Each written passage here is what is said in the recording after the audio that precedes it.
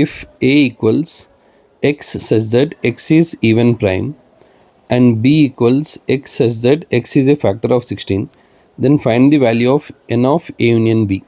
So here A, set A is nothing but x such that x is even prime. Even prime is nothing but only one element, that is 2. So set A has an element 2.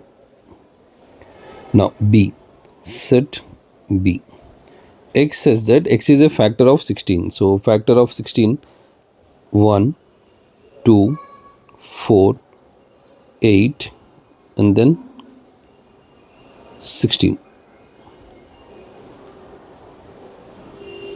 Yeah, so these are the factors. Now factor of 16, see how to check whether we got all the factors or not.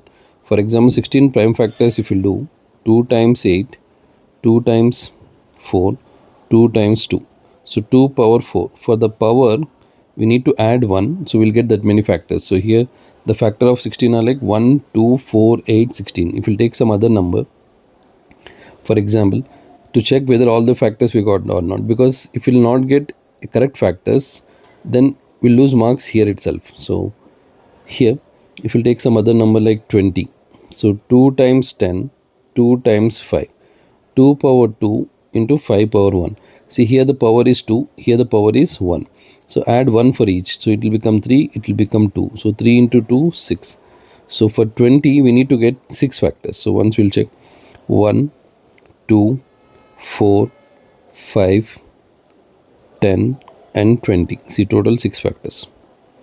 Because if you will not write at least one factor also, then we may lose marks for the set. So here we have 5 factors for this. So B, we got 1, 2, 4, 8, 16.